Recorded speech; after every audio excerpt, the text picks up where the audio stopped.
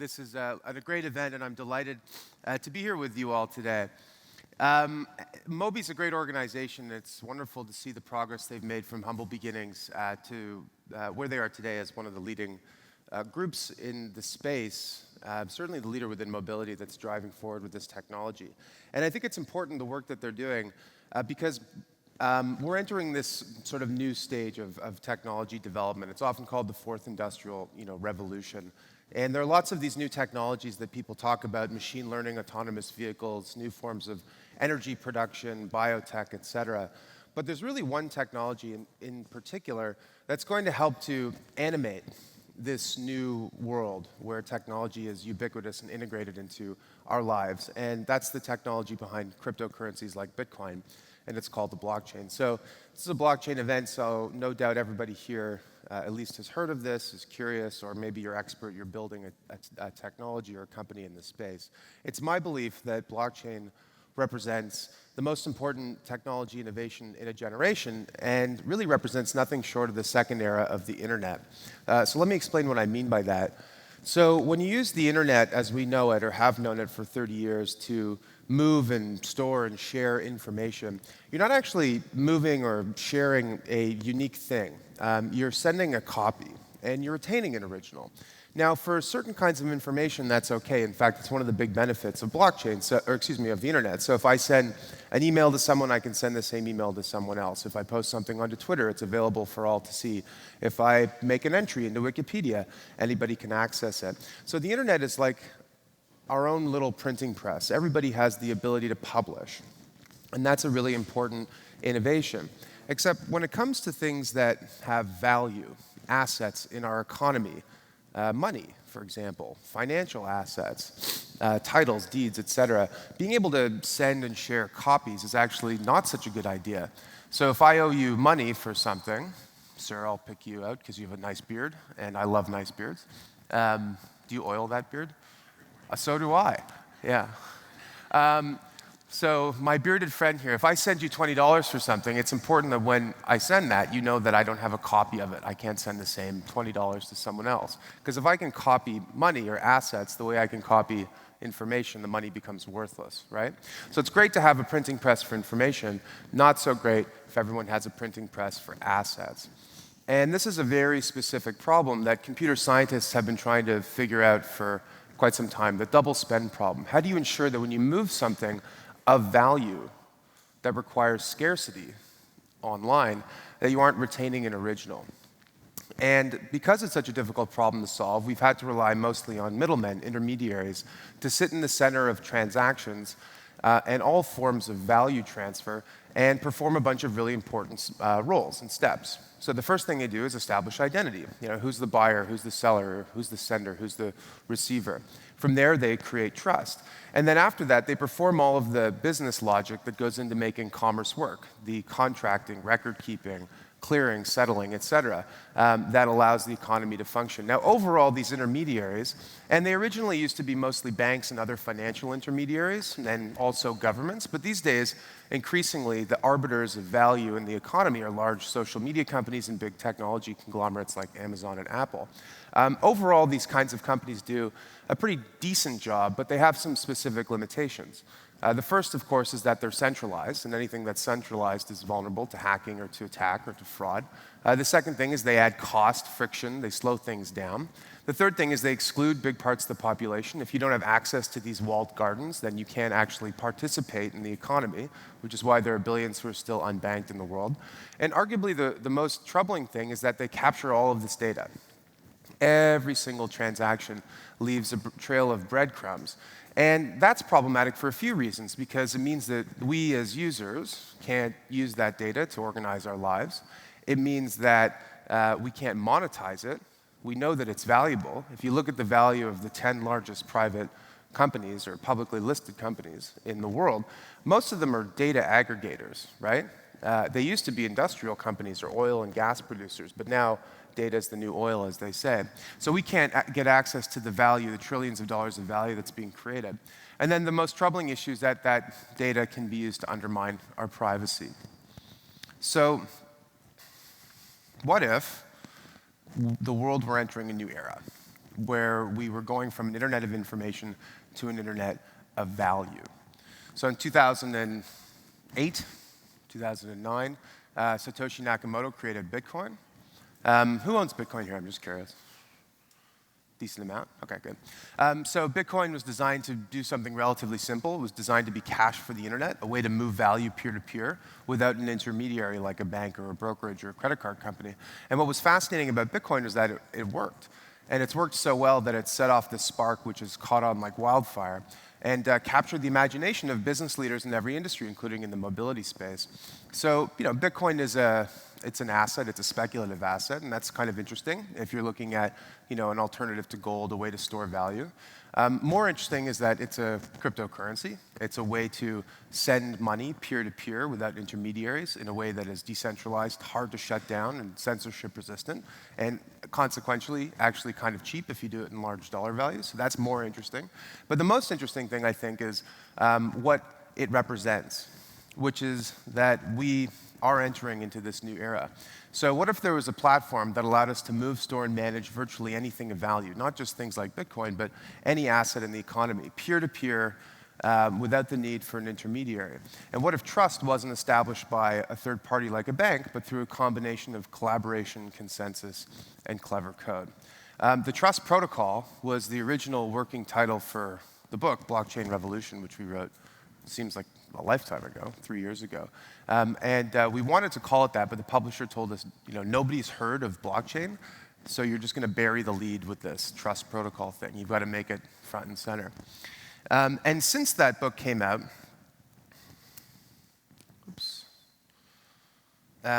better lucky than smart, they say. It came out right around the time that a lot of people in different industries were starting to pay attention to this. And as a result, as Chris mentioned, it's been translated into many different languages. But what I think the book did a decent job of explaining was the technology beyond cryptocurrencies. What does this mean for business? And not just for specific industries, but for business models generally. So everyone, I think, is familiar with this concept of a smart contract, basically code that mimics the logic of a business agreement without the traditional need for intermediaries like bankers, lawyers, escrow agents, and others to enforce the terms, ways for two entities to collaborate peer-to-peer without an intermediary. And things like smart contracts are one of these new technology tools that are enabling new ways of thinking about business architectures. So this is an economist, his name is Ronald Coase. He wrote a really important paper in the 1930s called The Theory of the Firm. And in it, he said, he asked this very simple question. He said, why do companies exist? Why do we have firms? He said, if the market is the best way to, allocate scarce resources and coordinate value, why aren't everybody in the economy, why isn't everyone in the economy an independent contractor? He said the reason was transaction costs. So long as it's cheaper to do things inside the confines of a firm, then the firm will continue to grow because it would be more expensive to do it in the open market. So there are lots of different kinds of costs that Coase looked at, transaction costs. And the time he was writing in the 1920s and 1930s, the biggest companies in the world, the fastest growing companies, were actually auto manufacturers. So he looked at the Ford Motor Company. He said, the Ford Motor Company doesn't just make cars. It's got a timber plant, it's got a rubber plantation, it has a steel mill. The plant in Dearborn, Michigan that made the Model T car took in raw materials like lumber and steel and out-popped a Model T on the other end. Mr. Ford understood at the time that it was cheaper to do things inside the boundaries of a firm than to contract in an open market. So new technologies came along in the middle of the century, telephony, and then later computing and the internet, et cetera. And so certain transaction costs declined, like the cost of search or the cost of communicating. So all of a sudden you could offshore and outsource, and you were able to connect with people across long distances and find suppliers and do search on the internet as a way to reduce the need to do everything yourself. So you no longer needed to be vertically integrated, you can now be horizontally integrated. And that was interesting, and then that eventually led to what we describe as business web. So where companies focus on what they do best and outsource and offshore the rest. But if you look at the firm today, and if some of you work for auto companies, ask yourself, is Toyota or Ford or GM, or look at technology companies, is Apple or Microsoft really different now than it was 25 years ago, sort of at the beginning of the World Wide Web, in terms of how it's structured and organized, what people do, et cetera. I think that in some ways it's changed. Certainly the business models have changed. But in many respects, the way the companies function and the way they're organized is very similar.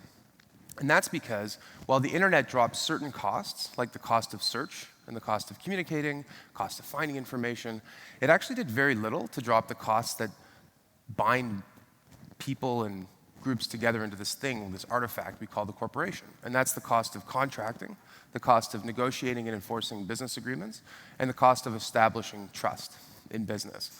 You know, in the 1980s, if you wanted to do a video conference call between yourself and someone on the other side of the country, you would have to marshal all the computing resources of the NSA and the CIA to do it.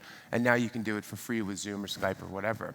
In the 1980s, if you wanted to buy a share of a company, you would call a broker and put in an order, and then that trade would settle T+5, so meaning it would take 5 days to clear the trade. Today, you can go online and do it on an online brokerage, but the settlement still takes days. So the cost of moving and storing and sharing information has dropped millions of fold, but the cost of moving, storing, and managing value has only dropped by a small margin.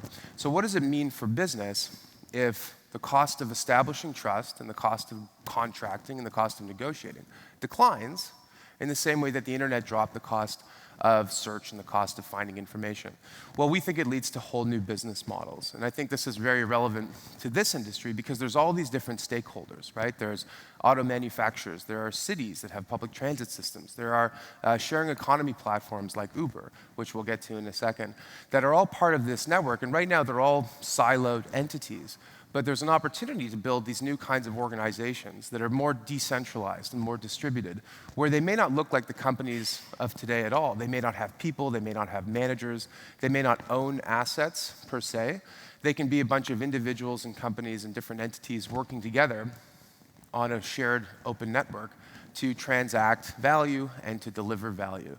And we'll talk about that in a second. So let's talk about some business models quickly. So supply chains relevant to this space. So the way that supply chains used to work is they were based on thinking about the supplier. So, you know, what are the different entities in the supply chain? Where is the original manufacturer? Then where is the transportation company? Then where is the Customs and Border Patrol? And then where is the tax and duties and levies? And then where's the last mile? And then where's the retailer? But with blockchain, what we can do is use this shared ledger as a way not just to trace things like cryptocurrencies or other financial assets, but to trace goods in a supply chain. So everybody, every entity in the supply chain can see with real-time certainty where the provenance, veracity, truthfulness, et cetera, of a specific asset is. And they can know and trust that those assets, that duties have been paid, that the goods are not counterfeit, and that they are who they say they are, and that they will be delivered on time. So there are lots of companies that are doing this. Everledger, I think some of you would be familiar, is doing it with diamonds. So it turns out that every diamond is unique. It has a unique, anybody who's bought an engagement ring would know this. Cut, clarity, quality, carat, and one of those things. Anyway, so each of those different factors can be programmed into a unique digital identity for the diamond, which is different from any other. And you can trace this diamond from its mine source all the way to its retailer and know with certainty that the diamond that you purchased is in fact from a place that practices the Kimberley standard versus one that maybe does not, for example. Customs and Border Patrol in the United States is piloting a number of different initiatives with blockchain. Kevin McAleen, Chris, you may not know this, but the former acting director of Homeland Security just resigned. He's also an Amherst College grad. And he basically, I've talked to him a little bit in the past, and he says that this would be like the biggest stimulus package that the U.S. economy has ever had if you could reduce any amount of friction at the border. Because if you think about the Canada-U.S. border, so $500 billion of goods travel between the Canada and U.S. border every single year. It's over almost $2 billion a day. And the lineups at the border are enormous because they're doing all this manual inspection of these different trucks. What if there was a way to simplify that with blockchain? It would be a massive economic stimulus. Getting slightly off topic, but this is an interesting one to think about, is creative rights. So the music industry was built in the 20th century, the modern music industry, in the 20th century in the United States. And the model was a pretty simple one. If you were a recording artist, you would sign with a label. The label would do a lot of the production of the music, distribution, marketing, et cetera. And you, as the creator, would get a royalty, so 5% or 4% or something like that. It wasn't a lot, but it was enough to live a decent middle-class lifestyle if you were a songwriter or studio musician or someone who was on the credits but not the lead artist. Now, the internet came along and was supposed to make this even better for artists. It was supposed to disintermediate the need for record stores and CDs and other physical medium and allow people to sell their music directly to their fans. But of course, that's not what happened. What the internet did was it took something that was an asset, like a CD or a record, that you could purchase only once, and turn it into a free commodity that could be pushed through the printing press of the internet until its value is basically zero. So a whole new group of intermediaries has stepped in: Spotify, Apple Music, Amazon, and others. And the upshot of all this is that record labels are making money again, but artists are getting paid less than ever before. I know this from personal experience. My father-in-law is a composer, and he has all these shows, The Road to Avonlea, for example, or Arthur, the cartoon, where he's done the music composition. And they've been picked up by Netflix and Apple and Amazon. And it used to be that he could see with certainty how much he was getting paid for each play of an episode on a broadcast network. But with these big companies, it's a black box. So there are artists like Imogen Heap and others that are trying to rethink how this could work. Now, basically, a song is a digital asset already. If you download it, if you listen to a song on Spotify, as no doubt many of you have, you can see lyrics, you can read about the song, you can see the music video. There's all sorts of intelligence embedded into this digital asset. What if you could also embed contracting language so that every time the song was played, depending on how it was played, streamed, played on the radio, purchased, sampled in a TV commercial, or in a film, it would self-execute an agreement that would create a payment stream that would go back to the artist. All of a sudden, the song would become like a little business. Now, this is something that we can apply to digital assets like music and content and film, and it's also something we can apply to physical assets. As Chris mentioned, cars themselves can become their own little businesses that have the capacity to transact. And the whole point here is that, at least regarding music, that creators of content, the ones that actually deliver all this value to us, would be fairly compensated. So there's a lot of talk in this space about disintermediation, how we are going to remove the need for companies that sit in the center and coordinate value. And there's a really great example, of course, of how intermediation is causing a lot of harm, which is the global remittance market. So around $600 to $700 billion a year travels between countries like the United States and Canada to global diasporas in countries like the Philippines, India, and elsewhere. And the average fees are around 10%. And that's problematic because it's taking money from people who need it the most. According to the World Bank, is used for things like medicine, food, shelter, et cetera. So Bitcoin was supposed to be a solution to this, and so far it's failed in that regard because it's not actually that effective for small dollar transactions. It requires a certain level of technical literacy, and the on-ramp to get into the ecosystem almost presupposes that you have access to financial services. So it's sort of a bit difficult in that regard.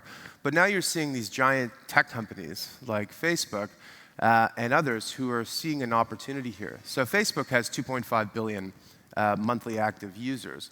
If 10% of them were to use Libra, the new cryptocurrency initiative that they're spearheading, though they technically don't control, it would be the biggest bank in the world. So Facebook's Libra, I think everyone is familiar. If not, it's a stable coin. So basically, it's a digital representation of fiat assets that sits somewhere, in this case in Swiss bank accounts, according to Facebook. And it would allow people to move value peer-to-peer as easily as it takes to send a WhatsApp message. So you already have this installed base of billions of people who are already using your products and services. So flipping a switch and allowing them to get access to finance is a relatively trivial thing. Now, there's positives and negatives to this new development. Of course, the positives are that it could allow billions of people who don't currently have access to financial services a way to move and store value that is more efficient and more secure than the ones that they currently have today. The counterpoint is that Facebook is already the biggest landlord of the digital economy. And this will only tighten its grip over people's lives. And when it comes to financial services, these are life or death issues. So there's a lot of really difficult things to unpack. But the point is that there are opportunities for big companies and small companies and everyone in between to re-intermediate themselves in the center and provide value to customers. So Uber, Airbnb, Lyft, all these companies are part of the so-called sharing economy, right? And it's a nice notion, this idea that we all get together and we share in the value that's being created. But Uber's not really a sharing economy company, you know? I don't think Uber is successful because it shares anything or allows people to share. I think it's successful because it does not share. It aggregates. It aggregates excess capacity, you know, cars in a community, drivers with spare time, et cetera, onto a centralized platform, and then tries to extract as much value. And if it can achieve a monopoly in a market, all the better. One of the big problems with why Uber's not currently profitable is that Lyft has been surprisingly stubborn.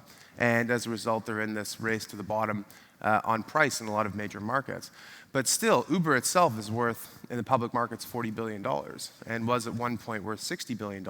None of that is shared by the drivers or by the users. You don't get to earn a stake in the Uber company by using Uber or by contributing assets to the platform. But I think there's an opportunity to rethink these kinds of platforms as true sharing economy companies. So what does Uber really do? I mean, it provides some other things like customer service, et cetera, but fundamentally, it's four things: reputation, identity, contracting, and payments. So reputation and identity. You log on, who's the driver, where is he, what's his name, what's his star rating, what are his preferences, what is his car like, et cetera. That's all parts, attributes of identity and reputation. Similarly, he or she would see the same thing about you. What's your star rating, what are your preferences, et cetera. The second thing is contracting. You don't really realize this, but when you get into an Uber and get taken to where you want to go, Uber is enforcing a business agreement. If the driver cancels or doesn't pick you up, or if you cancel, there are fees that are paid. That's business logic in a contract that Uber is enforcing on your behalf and on the driver's behalf. And then the third thing, or the fourth thing, is payments. You know, integrated into the back end are Visa, direct debit, MasterCard, et cetera, to make the payment process relatively seamless. All of those different things, aspects of what Uber does, can be decentralized, I believe. So there's emerging digital identity protocols and platforms that allow you to be the custody of your own sovereign identity. And that's important because it may include information that's not just your Uber rating, it could include other kinds of information, or at least proofs of that information, which would allow you to actually have more faith in the driver if they're using that identity than you do now, because it's not just what they've done on one app, it may be the totality of what they've done on lots of different platforms. Contracting, with smart contracts, you can actually program all sorts of terms into an agreement between you and someone who's providing an asset. It doesn't need to be an Uber driver, it could be anyone who's put their asset onto this kind of a platform, mobility platform.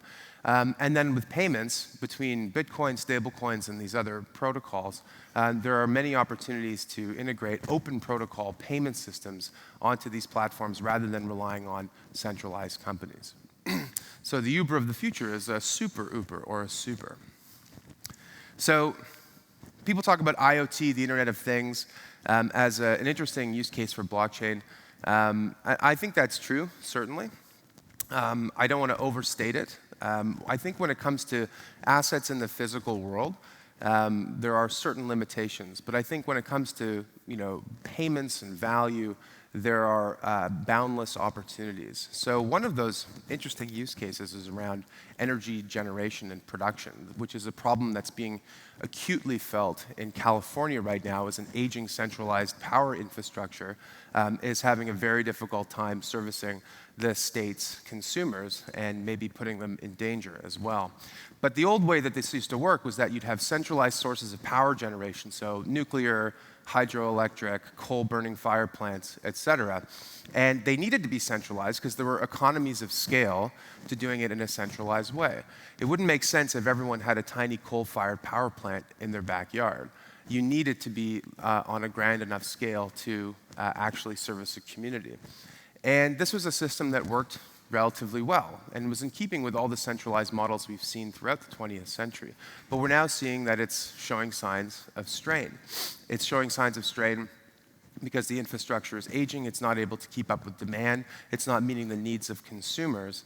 And so there's an opportunity here to rethink how power works. And it turns out there are 3 new technologies that are making this easier to do. The first is the efficiency and improvements in renewables, specifically in solar, which is especially true in places like California, where you get lots of sun. The second is blockchain. You have this platform that allows individuals and entities to transact peer-to-peer. So it could be in dollars and cents, or it could be in kilowatt hours or kilojoules. And the third thing is batteries. And that's where cars come in, interestingly. So I know that V2X is a big focus of MOBI. And cars themselves are becoming batteries for the distributed power grid. They can be charged and moved and recharged, and they can be used to charge your home or other assets in the grid. So what you can end up with is a new kind of power grid, where if you have a solar panel on your roof and it's generating electricity in excess of what you need, in excess of what your car battery is able to store, you can transact peer-to-peer with your neighbor or with a local business by selling them the energy and them paying you directly.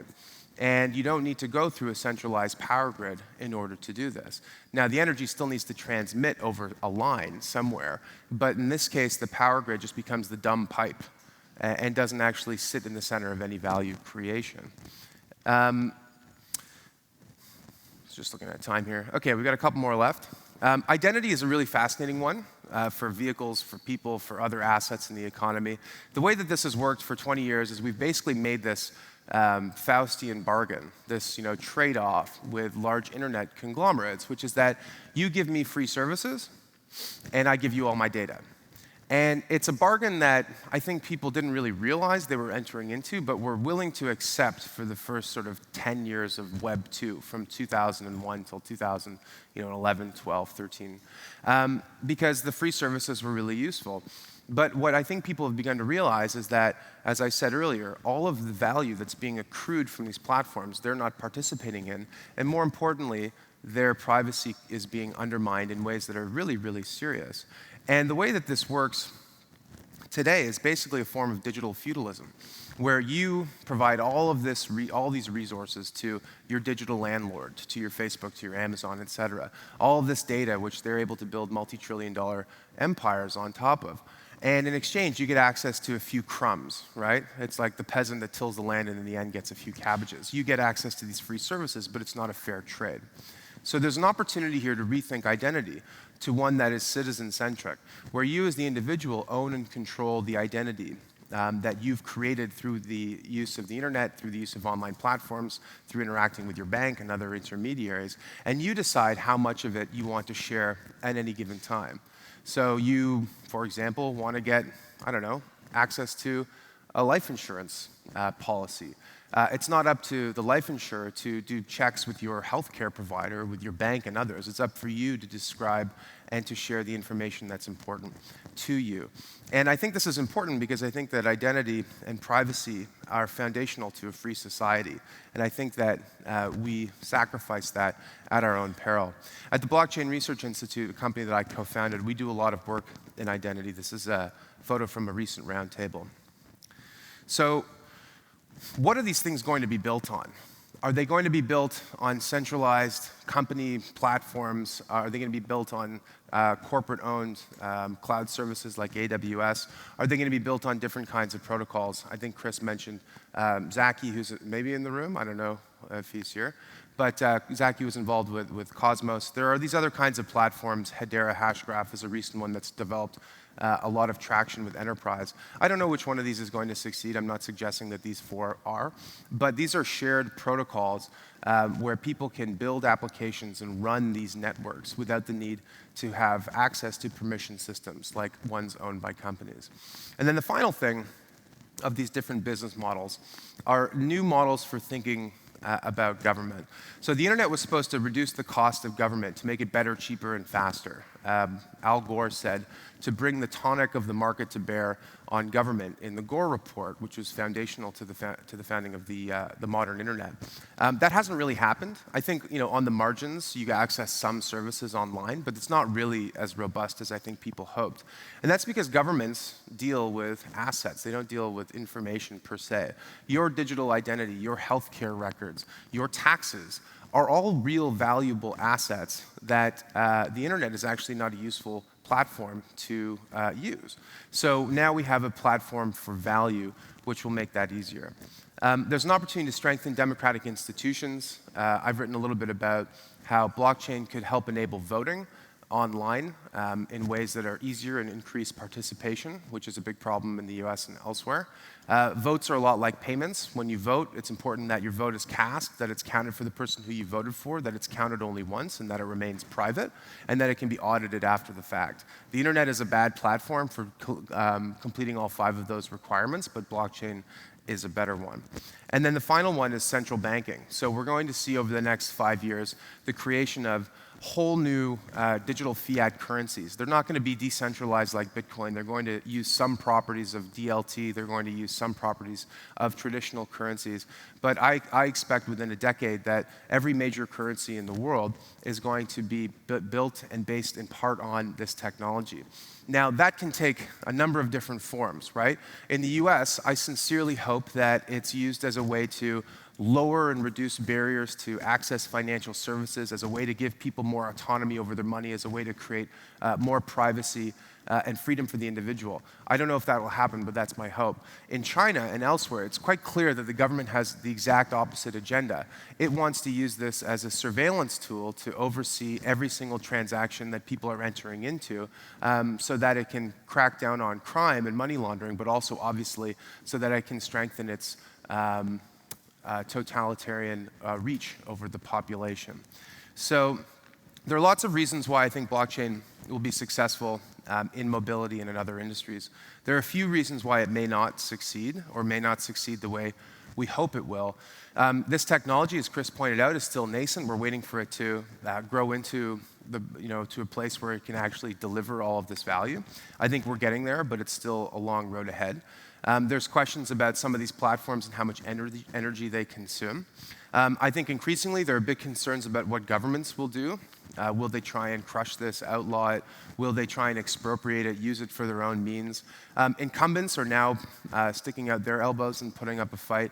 There are lots of very big markets that stand to be disrupted by this, and I don't think a lot of these companies will go softly into the night. And then there's other sorts of things like, is this a job killer? Will this disintermediate people? What does this mean for society? And other big questions. In each of these different bullet points, I think you have to ask yourself, are these reasons that this is a bad idea, that we shouldn't bother, that we should be thinking about something else? Or are they implementation challenges to overcome? And I think in each of them, they're implementation challenges. And they need to be overcome because there's an opportunity here to rewire the economic power grid and change the old order of human affairs for the better.